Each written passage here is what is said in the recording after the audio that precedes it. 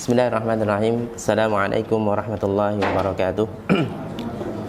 Innal hamdalillah nahmaduhu wa nasta'inuhu wa nastaghfiruh wa na'udzu billahi min shururi anfusina wa min sayyiati a'malina. May yahdihillahu fala mudilla lahu wa may yudlil fala hadiya lahu. Asyhadu an la ilaha illallah wahdahu la syarika lahu wa asyhadu anna Muhammadan 'abduhu wa rasuluhu la nabiyya ba'dahu. Rabbi shrah li sadri wa yassir li amri wahlul 'uqdatam min lisani yafqahu qawli. Alhamdulillahil alamin, ighfirlah azani Allah wa iyyakum. Allah Subhanahu wa taala mengumpulkan kita lagi dalam kajian rutin kita insyaallah, walaupun sudah beberapa lama kita tidak kajian ya. Karena qadarullah mungkin ada beberapa safar dan ada halangan ya. Kemudian lewat forum ini juga saya pribadi mengingatkan insyaallah kita akan menjumpai satu bulan yang mulia, yaitu bulan Ramadan, yang mana dalam hadis qudsi Allah katakan ya, as-shaumu li wa ana ajzi'u bihi ya. Puasa itu untukku ya, berbeda dengan ibadah-ibadah yang lain ya. Ibadah yang lain itu hakikatnya faedahnya kembali kepada hamba ya. Tapi kalau puasa itu untuk Allah Subhanahu wa taala. Maka Allah katakan wa ana ajzi'u bihi, aku yang akan membalasnya. Dan dulu pernah kita sampaikan ya, pahala puasa itu sedikit sekali keterangannya. Berbeda dengan amal-amal ibadah yang lainnya, kayak sholat malam, kemudian haji, kemudian zakat dan amal-amal ibadah lainnya. Semua Allah jelaskan. Bahkan balasan surganya pun Allah jelaskan ya. Kecuali satu, surganya bagi orang-orang yang berpuasa ya. Karena di hari kiamat nanti Allah buatkan sebuah pintu, yaitu namanya pintu Ar-Rayyan, yang mana semua ahli puasa akan diseru untuk masuk ke dalam pintu Ar-Rayyan tadi ya. Ketika semuanya sudah masuk, maka ditutup dan tidak ada yang tahu isinya kecuali Allah dan orang yang masuk ke dalam Ar-Rayyan tadi ya. Dan kalau Allah sudah membalas sesuatu ya, nanti insya Allah kita bahas bi ghairi hisab ya. Wallahu yarzuqu may yasha'u bi ghairi hisab. Allah memberikan rizki atau memberi sesuatu tanpa ada perhitungan sama sekali ya, berlipat-lipat. Pertanyaannya sekarang, apa isinya di surga yang pintunya Rayyan tadi, surga yang khusus bagi orang yang berpuasa tadi? Tidak ada yang tahu. Dan memang sejauh yang kita ketahui ya, tidak ada riwayat yang menceritakan isi daripada surganya orang-orang yang berpuasa. Adapun surga Aden, kemudian surga Firdaus ya, surga Naim, semuanya Allah ceritakan isinya ya. Maka kita berharap ya, dari ini kita semangat untuk menyambut bulan Ramadan ya. Salah satu bentuk semangatnya juga yaitu kita punya ilmunya untuk masuk ke dalam bulan Ramadan ya. Ikhwah fillah, terakhir kita sampai kepada halaman yang ke-8 ya. Ahwan, halaman 9 ya. Sekarang halaman 9 pada firman Allah, innallaha huwar razzaq ya. Ya, saya bacakan. Allah Subhanahu wa taala berfirman, innallaha huwar razzaqu dzul quwwatil matin. Innallaha, sesungguhnya Allah, huwa, dialah ar-razzaq, yang maha memberi rizki.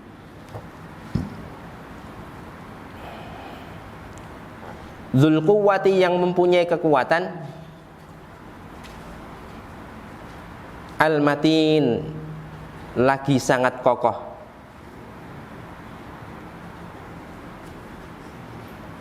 Ikhwah fillah, ayat ini mengandung penetapan terhadap dua sifat bagi Allah Subhanahu wa taala ya. Karena memang di akidah wasitiyah ini awal-awal pembahasannya adalah membahas tentang masalah asma wa sifatnya Allah Subhanahu wa taala.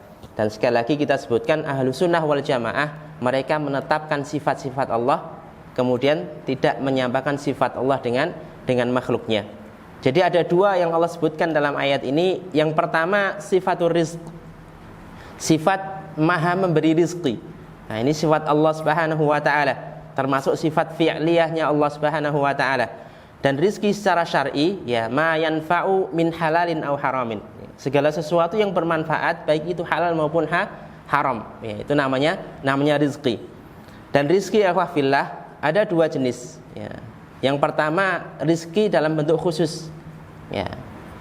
Ini yang bermanfaat di dunia dan di akhirat. Ya, seperti apa contohnya? Ilmu yang bermanfaat, kemudian amal soleh, ya, kemudian keimanan, ya, ataupun rezeki halal yang menjadikan seorang itu terbantu melakukan ketaatan. Nah, ini rezeki dalam bentuk khusus. Ya. Adapun Syekh Abdurrahman As-Sa'di beliau mengatakan farizqud dunyawiyyu yahsulu lil mu'mini wal kafir. Ya, adapun rezeki dunia, ya, mungkin berupa materi, itu bagi orang beriman dan juga bagi orang kafir. Ya. Wa amma rizqul qulubi minal ilmi wal iman. Adapun rizki hati berupa keimanan, berupa keilmuan, wa mahabbatullahi wa khasyatuhu wa rajaihi, wa mahabbatillahi wa khasyatihi wa rajaihi, kecintaan kepada Allah, wujud takut kepada Allah, raja kepada Allah, dan yang semisal hal itu merupakan rizki dari Allah Subhanahu wa taala yang berupa khusus, ya, bentuk rizki khusus, dan ini diberikan kepada orang-orang yang beriman. Nah, kemudian bentuk yang kedua rizki secara umum. Ya, ini rizki secara umum yang Allah berikan kepada semua makhluknya, baik dia mukmin maupun kafir, ya, baik dari jenis binatang maupun jenis manusia. Ya, apa-apa yang bermanfaat bagi badan mereka. Ya, termasuk di sana rizki yang haram. Ya. Kalau orang kafir kan mereka mendapatkan rizki dari jalan yang tidak syar'i, ya. Kadang mereka bermuamalah dengan muamalah yang tidak syar'i. Tapi tetap secara umum itu dinamakan rizki. Ya. Maka jika ditanya, bukankah rizki itu pemberian yang halal? Ya. Bisa jadi kan kita berpikir seperti itu, ya. Rizki itu yang halal-halal, ya. Maka di dalam Al-Quran ya disebutkan ada dua bentuk rizki. Ya, rizki yang baik yaitu rizki yang halal, ya, dan sebaliknya adalah rizki yang buruk. Allah katakan dalam Al-Quran surat Al-A'raf ayat 32, Qul man harrama zinatallahi allati akhraja li'ibadihi. Katakanlah wahai Muhammad, siapa yang mengharamkan perhiasan Allah yang telah Allah keluarkan bagi hambanya. Wat-thayyibati minar rizq. Perhatikan, dan hal yang baik-baik dari rezeki. Ya, ini menunjukkan bahwasanya rezeki itu ada yang baik, ada yang buruk, ada yang halal, ada juga yang haram. Ikhwafillah, dari sifat Allah Subhanahu wa taala Ar-Razzaq, nama Allah Ar-Razzaq, ya, dan Allah mempunyai sifat Maha memberi rezeki. Ini memberikan faedah kepada kita bahwasanya seorang hamba dia tidak akan takut dalam masalah rezeki, ya, karena kita punya zat yang Maha pemberi rezeki. Kalau selama ini kita masih takut, wah nanti saya makan apa, besok kita punya uang atau tidak dan sebagainya, kita khawatir seperti itu, lah kita bisa jadi keimanan kita kurang, ya, atau kita belum mengenal Allah Subhanahu wa taala yang dia punya sifat Maha memberi rizki, ya. Maka sekali lagi faedah kita mempelajari atau kita mengetahui bahwasanya Allah Maha memberi rizki adalah tidak adanya kekhawatiran pada diri kita dalam masalah rizki, ya. Apalagi kita beriman, ya. Kita beramal soleh, ya. Orang yang kafir saja Allah berikan rizki, ya. Apalagi kita taat kepada Allah Subhanahu wa taala. Allah jelaskan dalam Al-Quran, wallahu yarzuqu man yasha'u bighairi hisab. Allah memberikan rizki bagi siapa yang Allah kehendaki bighairi hisab, ya, tanpa perhitungan, ya. Maksudnya apa? Ya, yarzuqu may yasha min khalqihi. Allah memberikan rizki kepada makhluknya yang dikehendaki oleh Allah, wa yu'tihi ata'an katsiran jazilan bila hasr. Dan Allah memberikan dengan pemberian yang sangat banyak, ya, tanpa ada batasan. Ini yang berfirman siapa? Allah Subhanahu wa taala. Ya, kalau kita taat pada Allah, ya, tidak bermaksiat kepada Allah, maka jangan khawatir masalah rezeki, ya, karena Allah menjamin, Allah memberikannya bi ghairi hisab, tanpa ada hitungan. Beda dengan manusia kan, kalau memberikan hitungan, ya, hari ini saya beri semisal 1 juta, ya, besok lagi mau memberikan 1 juta mikir lagi, ya, ini manusia, ya. Tapi Allah Subhanahu wa taala tanpa ada batasan. Kemudian seorang tabi'in Atha, ya, salah satu murid daripada Ibnu Abbas radhiyallahu taala anhuma, ya, beliau menanyakan tentang ayat ini kepada Ibnu Abbas. Ya, Ibnu Abbas adalah seorang sahabat Nabi sallallahu alaihi wasallam, ya. Beliau ketika Rasulullah meninggal itu umurnya 10 tahun. Ya, tapi beliau mendapat keberkahan daripada doa Rasulullah sallallahu alaihi wasallam, Allahumma faqihhu fiddin wa 'allimhu ta'wil. Ya Allah, faqihkanlah, ya, Ibnu Abbas ini ya tentang urusan agama dan ajarilah dia tentang ilmu tafsir. Ya, maka beliau terkenal juga dengan salah seorang sahabat yang ahli tafsir. Ketika ditanya tentang ayat ini, wallahu yarzuqu may yasha'u bighairi hisab. Allah memberikan rizki ya, kepada siapapun yang diinginkan tanpa adanya perhitungan. Apa kata beliau? Laisa 'alallahi raqib wala man yuhasibuh. Allah dalam memberikan rizki tidak ada yang mengawasi. Wala yuhasibuh, dan tidak ada yang mengedit Allah Subhanahu wa taala. Artinya itu terserah Allah Subhanahu wa taala ya. Dan memang Allah Maha Pemurah ya. Pasti seorang ketika diberikan rizki oleh Allah akan dilipat gandakan. Ya, sekali lagi wahfillah, ya, ketika kita beriman kepada sifat Allah Subhanahu wa taala, maka berarti kita tidak khawatir tentang masalah rezeki. Lah, saya kadang khawatir. Nah, itu perlu dilatih nggih. Jazakallah ya. Ya, kadang perlu dilatih ya. Sama seperti pembahasan kita sebelumnya, ya, tidak ada yang kita takuti kecuali Allah. Ya, kalau masih takut kepada syaitan dan jin, nah berarti ada kekurangan dalam keimanan kita. Bagaimana kita bisa terbebas dari itu? Ya kita terus berlatih ya. Kuatkan ilmu tentang tauhid kita sambil kita praktekkan. Adapun Syekh Muhammad bin Shalih Al-Utsaimin, beliau mengatakan wa yahtamilu annal ma'na bi ghairi takdir. Tafsir dari beliau maksudnya bi ghairi hisab itu adalah apa? Bi ghairi takdir, tanpa perkiraan, tanpa takaran. Ya, berarti lebih-lebih yang Allah berikan kepada kita. Ya, coba ikhwafillah kita hitung saja sebenarnya. Ya, nikmat pandangan ini, ya, nikmat nafas yang Allah berikan ini, ya. Atau mungkin satu tangan yang Allah berikan kepada kita. Nah, ini kira ditukar uang 1M, mungkin kita berpikir ulang ya. Ya, atau penglihatan kita diambil ya, diganti dengan uang 1M semisal ya. Mungkin kita tidak akan memberikan. Nah, ini nikmat yang luar biasa. Ya. Maka sekali lagi wahbillah, jangan khawatir kepada Ar-Razzaq, zat yang maha memberi rezeki. Kemudian sifat yang kedua ya, dalam ayat ini yaitu sifat al-quwwah al-matanah ya, dzul quwwatil matin ya. Quwwah itu kekuatan, kemudian matanah itu yang kokoh. Ya, ini termasuk sifat zatnya Allah Subhanahu wa taala. Matin di sini adalah kekuatan yang sempurna. Ya, sebagaimana dikatakan oleh sahabat Ibnu Abbas, yaitu wa huwa syadid. Ya, maksud dari al-matin ini adalah asyadid, yang kokoh, ya, yang maha kokoh. Allah Subhanahu wa taala yang punya sifat yang kuat ya, mutlak, tidak ada yang bisa mengalahkan sifat kekuatan Allah Subhanahu wa taala. Ya, dan tidak ada yang kelemahan sama sekali dalam sifat kekuatan Allah Subhanahu wa taala. Maka Ahlussunnah wal Jamaah sekali kita katakan Allah punya sifat kuat, kokoh, tapi tidak kita samakan dengan sifat makhluk. Ya, jelas beda kan? Kekuatan Allah tidak ada batasnya, sedangkan kekuatan makhluk ada batasnya. Dari sini sudah beda. Ya, maka kita tetapkan ya, kekuatan Allah ya tidak sama dengan kekuatan makhluknya. Fillah, faedah yang bisa kita ambil daripada mengimani kekuatan Allah Subhanahu wa taala, sifat Allah berupa kuat yang lagi kokoh ini, yaitu apa? Wal imanu bihadza yaj'alul qalbu la yakhafu illa minallah. Ya, kalau kita beriman kepada dua sifat Allah seperti ini, maka tidak ada yang kita takuti kecuali Allah Subhanahu wa taala, karena Allah adalah zat yang maha kuat. Ya, sedangkan kita ketika tawakal dan berlindung kepada zat yang maha kuat, gitu. Wa yuqinu annahu la quwwata 'azam min quwwatihi, dan muncul pada diri kita keyakinan tidak ada kekuatan melainkan daripada kekuatan Allah Subhanahu wa taala. Dan sejarah menunjukkan hal itu ikhwafillah.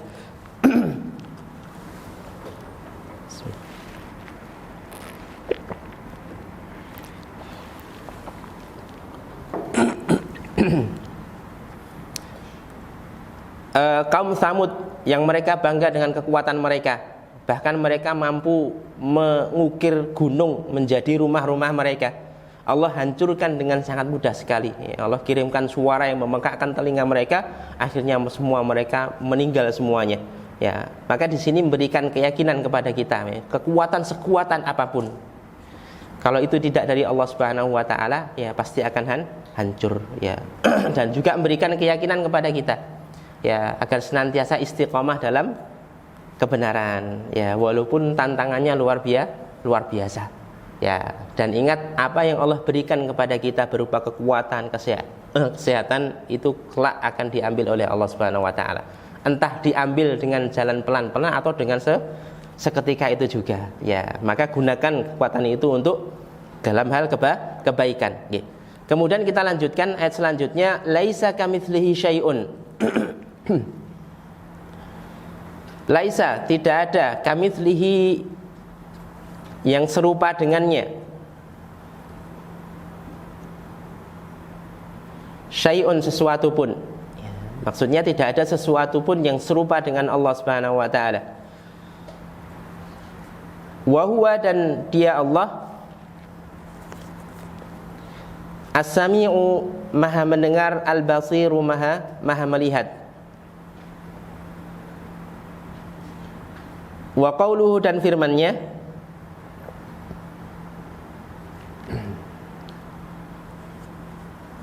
innallaha, sesungguhnya Allah, ni'ma, sebaik-baik, ya'idzukum, yang memberi pengajaran kepada kalian, bihi, dengannya. Innallaha, sesungguhnya Allah, kana, adalah, sami'an, maha mendengar, basiran, maha melihat. Ikhwah, dua ayat ini mengandung penetapan dua sifat bagi Allah Subhanahu wa taala yang kemarin kita bahas di awal-awal juga ya, as-sam'u wal basar. Ya, maha melihat dan maha mendengar dan maha melihat yang sesuai dengan keagungan Allah Subhanahu wa taala. Ya, sekali lagi Ahlus Sunnah menetapkan Allah punya sifat melihat dan mendengar, tapi tidak sama seperti makhluknya. Ya, dan perlu kita ketahui juga Ahlus Sunnah wal Jamaah, mereka menetapkan bahwasanya pendengaran Allah mencakup semua suara. Ya, suara dari yang terkecil sampai yang terbesar. Ya, dan seluruh dunia ini ketika meminta kepada Allah dalam satu waktu dengan permintaan yang berbeda, maka Allah mampu mendengarnya. Tidak ada satupun yang terluput dari Allah Subhanahu wa taala. Kemudian penglihatan Allah pun juga mencapai segala sesuatu. Ya. Allah Subhanahu wa taala berfirman dalam Al-Qur'an, alam ya'lam annallaha yara. Ya. Tidakkah dia mengetahui bahwasanya Allah melihat segala sesuatu? Nah, ini juga merupakan dalil Allah itu melihat. Ya. Maka dari sini kita menetapkan sifat as-sam' wal basar, ya, mendengar dan melihat bagi Allah, dan tidak menyamakannya dengan makhluk. Ada sebuah riwayat diriwayatkan oleh sahabat Abu Hurairah radhiyallahu taala anhu, ya, bahwasanya ketika beliau membaca ayat innallaha ya'murukum an tu'adul amanati ila ahliha wa idza hakamtum bainan nasi an tahkumu bil adl innallaha ni'ma ya'idzukum bih innallaha kana sami'an basira. Ya, ini dalam surat An-Nisa ayat 58. Beliau berkata, ra'aitu Rasulullah sallallahu alaihi wasallam yadau ibhamahu ala udhuni. Perhatikan, tatkala Abu Hurairah membaca innallaha kana sami'an basira, Allah maha mendengar lagi maha melihat, Rasulullah meletakkan ibhamu, jempolnya, ala udhunaihi, pada telinga. Kemudian wallati taliha, yang selanjutnya setelahnya, yaitu apa nih? Telunjuk, ya, ala ainihi, pada mata Rasulullah sallallahu alaihi wasallam. Nah, ini kalau dipahami secara langsung, Rasulullah musyabbih, Rasulullah mujassim, ya. Karena di sana Allah sami, Rasulullah langsung menunjuk telinga, ya, basir langsung menunjuk kepada mata. Lah, makanya sekali lagi dalam ayat-ayat sifat, ya, kita tidak boleh memahami dengan diri kita sendiri. Kita kembalikan kepada para ulama salaf. Apa yang dilakukan oleh Rasulullah SAW ini, ya, setidaknya ada dua faedah yang bisa kita ambil. Yang pertama, ini bantahan kepada orang yang mentakfilkan atau mentakwilkan, ya, as-sam' itu sebagai al-ilmu. Karena ada sebagian golongan yang mengatakan as-sami, sifat mendengar Allah itu adalah sifat ilmu Allah Subhanahu wa taala. Ya, ini membantah. Kenapa? Kalau sekiranya as-sam'u itu berarti ilmu, maka yang ditunjuk apa? Hati, ya, karena hati itu merupakan tempatnya ilmu. Tapi Rasulullah menunjuk telinga. Ya, bisa dipahami ya. Nah, kemudian yang kedua, Nabi Shallallahu Alaihi Wasallam menginginkan ya dengan perbuatan ini bahwasanya beliau ingin juga menetapkan bahwasanya pendengaran dan penglihatan Allah itu hakiki, ya bukan majasi atau bukan yang seperti yang ditakwil-takwilkan oleh sebagian kelompok. Ya berarti benar Allah mendengar, benar Allah melihat. Ya maka kita mengikuti ya Ahlus Sunnah wal Jamaah dalam menetapkan sifat Allah Subhanahu Wa Taala. Maka kita tetapkan bahwasanya Allah mendengar dan melihat, ya tapi tidak seperti makhluknya, dan mendengar dan melihat itu hakiki, ya bukan majasi. Faedah yang bisa kita ambil nih, daripada kita mengimani sifat Allah Subhanahu Wa Taala, ya as-sam wal basar, ya maha mendengar lagi maha melihat, ini menjadikan apa? Menjadikan kita senantiasa merasa diawasi oleh Allah Subhanahu Wa Taala. Karena tadi kita sampaikan ya, tidak ada sesuatu yang luput dari pandangan Allah, tidak ada suatu suara pun kecuali Allah mengetahui. Maka ketika ini tertanam dalam diri kita, muncul rasa muraqabah, yaitu merasa diawasi oleh Allah Subhanahu Wa Taala, ya. Dan hati kita menjadi tenang ketika kita berdoa kepada Allah Subhanahu Wa Taala. Kenapa? Saya berdoa kepada Zat yang Maha Mendengar, ya. Dan apa yang kita lakukan dalam amal ibadah ini, walaupun kecil, tidak menjadikan kita putus asa. Saya tidak pernah sholat tahajud, yang bisa saya amalkan cuman ibadah, ya yang wajib-wajib saja. Nah, tidak ada kekhawatiran dalam diri kita. Kenapa? Karena Allah Maha melihat apa yang kita lakukan, dan setiap yang ibadah yang kita lakukan pasti akan dibalas kebaikan oleh Allah Subhanahu Wa Taala. Ikhwafillah, Abu Darda radhiyallahu taala anhu, beliau mengatakan, liyattaqi ahadukum, hendaklah salah seorang di antara kalian berhati-hati, antal anahu qulubul mu'minin wa huwa la yash'ur. Hati-hati orang beriman itu melaknatnya tapi dia tidak merasakan atau tidak sadar. Ya. Apa yang menjadikan sebab? Yakhlu bima'asillah, dia ketika sendiri melakukan kemaksiatan kepada Allah Subhanahu Wa Taala. Nah ini tidak ada orang yang selamat dari hal ini. Ya, makanya ketika kita terjerumus ke dalam kemaksiatan, ya segera cepat-cepat ya kita melakukan amal soleh. Ya, entah itu istighfar, entah itu kita tobat kepada Allah Subhanahu Wa Taala. Karena innal hasanati yudhibna sayyi'at. Sungguhnya kebaikan amal ibadah itu menghapus ya keburukan. Kata beliau, yakhlu bima'asillah, ketika dia sendiri dia bermaksiat kepada Allah Subhanahu Wa Taala, maka apa akibatnya? Kata beliau, fayulqillahu lahul bughdha fi qulubil mu'minin, maka Allah memasukkan ya rasa benci dalam hati orang-orang mukmin ya kepada pelaku maksiat tadi. Ya, mungkin kita pernah merasa ya, Ahwan mungkin malamnya melakukan kemaksiatan, ya paginya ketemu dengan saudara-saudara kita, kok kita merasa seakan-akan saudara saya kok beda ya, kok seakan dia ada rasa benci kepada saja. Lah itu bisa jadi ya Allah masukkan rasa kebencian karena sebab apa? Ketika kita sendiri kita melakukan kemaksiatan, dan potensi hamba melakukan kemaksiatan itu lebih banyak ketika sendiri atau ketika ramai. Nah sendiri ya, maka sebenarnya kalau kita beriman kepada Allah As-Sami yang maha mendengar, Al-Basir yang maha melihat, ya justru kita akan malu ya. Ya ketika di kerumunan orang, banyak orang di sana, kita malu berbuat maksiat. Ya, tapi ketika sendirian yang Allah mengetahui apa yang kita perbuat, kita tidak malu. Ya. Maka dalam sebuah riwayat ya, yang masih dipertanyakan apakah sahih dan dhaifnya, ya bahwasanya ketika seorang hamba melakukan atau meninggalkan kemaksiatan karena takut dilihat orang, maka itu adalah suatu bentuk kesyirikan. Ya, dia telah menyekutukan Allah Subhanahu Wa Taala karena dia lebih takut kepada manusia daripada Allah Subhanahu Wa Taala. Nggih, ikhwafillah, Sulaiman At-Taimi rahimahullah, dia juga mengatakan innar rajula la yusibu dzamba fisir. Ya, ada orang yang dia melakukan keburukan, dosa ketika dia bersendirian.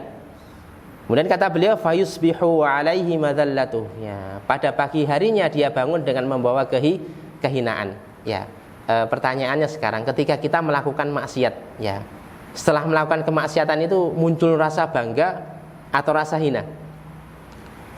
Ya, kalau iman kita masih sehat muncul rasa hina pada diri kita, gitu. Ya, bahkan kadang kita malu dengan saudara kita waktu kita ketemu. Bisa jadi dia tidak tahu apa yang kita lakukan. Ya, makanya ini pengaruh maksiat. Al-Imam Ibnu Qayyim pernah dalam kitab Ad-Da' wa Dawa itu, beliau menyebutkan salah satu pengaruh daripada maksiat yaitu apa? Menimbulkan kebencian pada hati kaum muslimin. Ya. Tidak tahu pokoknya kok ketika lihat orang ini kok benci ya. Nah, itu efek dari maksiat billah ya. Sebaliknya ketaatan itu menjadikan kaum muslimin mencintai kita. Maka hati-hati. Nah, sekali lagi ketika kita beriman kepada Allah Subhanahu wa taala yang Maha mendengar, Maha melihat, maka muncul muraqabah. Ya, merasa diawasi oleh Allah Subhanahu wa taala. Sehingga ketika sendirian, Allah mengawasi saya. Ya. Saya berusaha untuk tidak maksiat sudah. Ya. Maka ketika diawasi oleh Allah, maka kita akan berhati-hati. Bahkan Fudail bin Iyad radhiyallahu taala anhu, ya, rahimahullah, beliau mengatakan inilah asillah. Ya, ketika saya bermaksiat kepada Allah, ya, melanggar perintah Allah, fa'arifu dzalika fi khuluqi dabbati wa jariyati. Ya, maka akan saya dapatkan ya, hasil dari maksiat tadi ya, berupa apa? Perubahan tunggangan saya, kendaraan saya dan perilaku anak putri saya. Ya. Ini yang tunggangan yang saya kendarai, kendaraan rusak terus gitu. Nah, bisa jadi digunakan untuk maksiat ya. Tapi juga belum tentu tunggangannya rusak terus langsung kita ngatakan berarti ini ente buat maksiat ini, enggak ya. Tapi umumnya seperti itu, karena itu pengaruh maksiat ya. Anak-anak perempuan kita yang mungkin ngapunten ya, enggak nurut dengan kita atau mungkin bandel dengan kita, bisa jadi ya bukan karena kesalahan dia, tapi ada maksiat tersembunyi yang kita lakukan. Maka sekali lagi billah, muraqabatullah, merasa diawasi oleh Allah itu harus ada pada diri seorang mukmin. Ya. Kenapa? Itu sebagai benteng ya.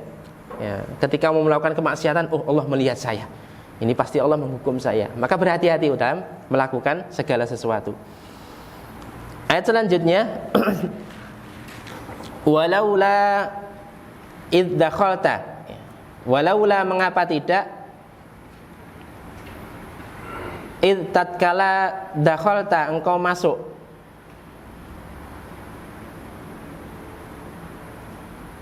jannataka kebun kamu,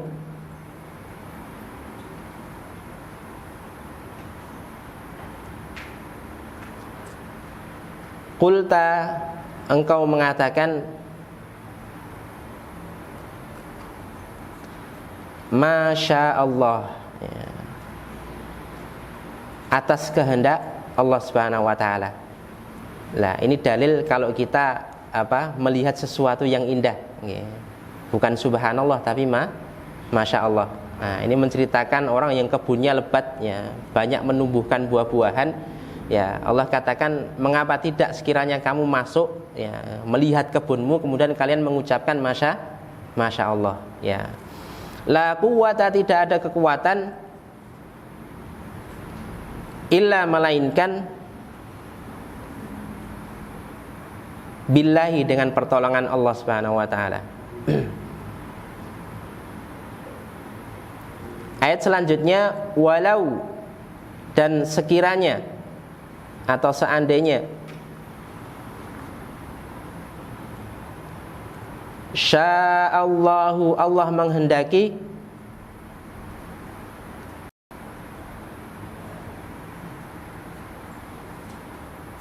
ma tidaklah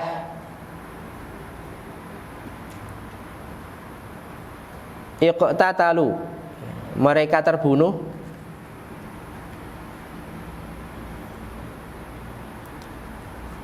walakin akan tetapi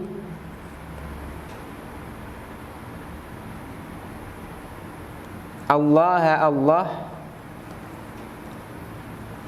yaf'alu, berbuat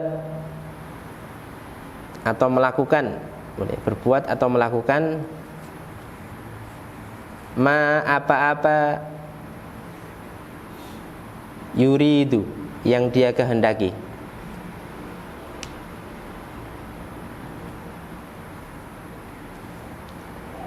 Ayat selanjutnya, uhillat, dihalalkan, lakum, bagi kalian, bahimatu, hewan, al-an'ami, ternak,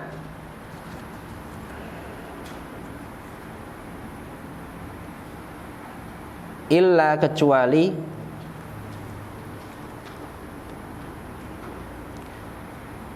ma apa-apa,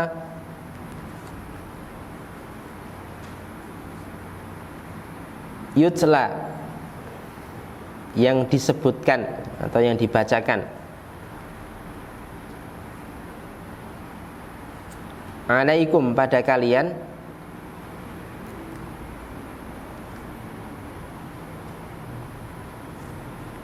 ghaira, selain atau tidak,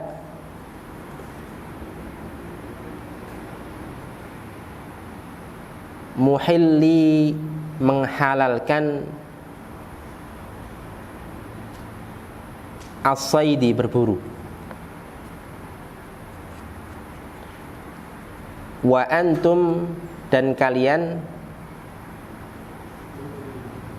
hurumun, berihram, dalam kondisi berihram. Ayat ini dan kedua ayat di atas, kemudian dua ayat yang selanjutnya, ini menunjukkan tentang sifat iradahnya Allah Subhanahu wa taala, ya. Jadi kita tidak terangkan daripada tafsir dari ayat ini, ya, karena pembahasannya berbeda. Kalau dalam ayat pertama, masya Allah, ya, atas kehendak Allah, ini menunjukkan masyiah, kehendak Allah Subhanahu wa taala. Ayat yang kedua, walau sya Allah, kemudian yaf'alu ma yurid, ya, menunjukkan kehendak Allah dan iradahnya Allah Subhanahu wa taala. Ya, kemudian ayat yang bawahnya, faman, barang siapa, maka barang siapa, yuridillah, Allah menghendaki,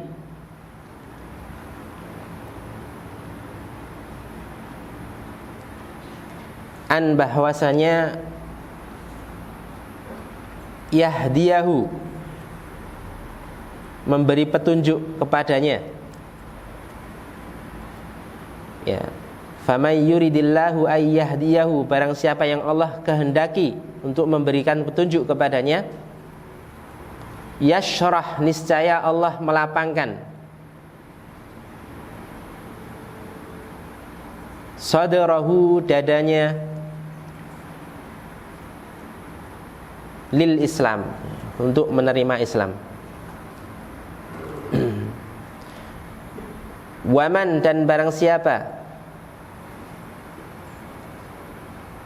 yurid, Allah menghendaki, an, bahwasanya, yudillahu, menyesatkannya,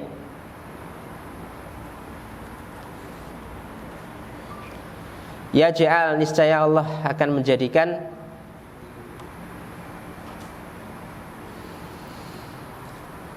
sadrahu, dadanya, dhayiqan, sempit. Harajan, haraj juga maknanya sempit atau sesak. Ka'annama, seakan-akan, yas'adu, dia naik,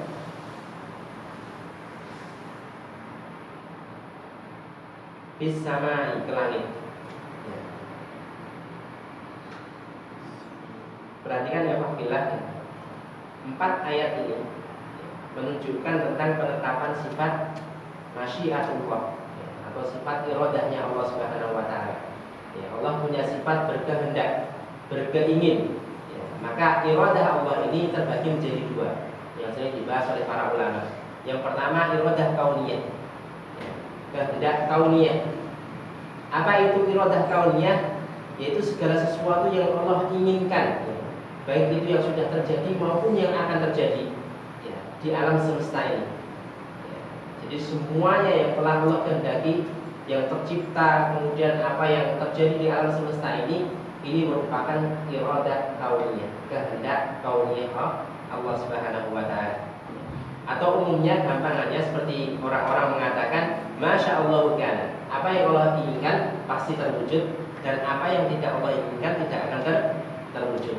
Jadi ini keinginan kauniyah, ya. Maka keinginan seperti ini, ya, pasti terwujud jika Allah menghendaki. Kemudian jenis yang kedua adalah iradatun syar'iyah, iradah syar'iyah atau kehendak syar'iyah.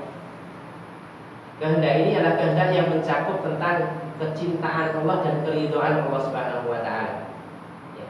Maka Allah cinta dan ridho kepada amal soleh. Allah cinta dan ridho kepada orang yang beriman. Ya. Dan Allah tidak ridho kepada orang-orang yang bermaksiat dan orang-orang kafir. Ya. Bedanya kalau iradah kauniyah tadi pasti terjadi. Ya. Apa yang Allah kehendaki pasti terjadi. Adapun iradah syar'iyah, apa yang Allah kehendaki belum tentu terjadi. Loh, Allah tidak mampu? Bukan. Ya. Karena satu hikmah Allah tidak menjadikan itu terjadi. Contoh iradah syar'iyah itu apa? Adanya orang beriman. Allah menghendaki tidak? Menghendaki. Seluruh umat manusia masuk Islam taat pada Allah, hakikatnya Allah menghendaki tidak? Allah kehendaki. Ya. Tapi kenapa di sana ada orang kafir? Ya. Dan memang itu terjadi. Ya. Allah tidak menghendaki adanya kekufuran. Allah tidak menghendaki adanya kesyirikan. Terus kenapa di sana ada kekufuran, kesyirikan? Lah, ini karena salah satu hikmah dari Allah Subhanahu wa taala. Maka fillah, dalam sebuah ayat la yus'alu amma yaf'alu wa hum yus'alun. Apa yang Allah lakukan, Allah tidak ada yang bertanya. Tidak ada yang menanyakan Allah mengapa melakukan hal seperti ini. Justru kita yang akan ditanya nanti di hari kiamat. Allah melakukan hal itu karena satu hikmah yang kadang Allah sampaikan, tapi juga karena satu hikmah yang memang Allah sembunyikan. Ya, bisa dipahami ya. Jadi memang Allah menghendaki sesuatu itu sesuai dengan hikmahnya Allah Subhanahu wa taala. Dan kita sebagai seorang hamba harus meyakini sifat ma'isyah Allah, masyiatullahi Allah taala Subhanahu wa taala ini. Taib, sampai di sini mungkin ada yang tanyakan.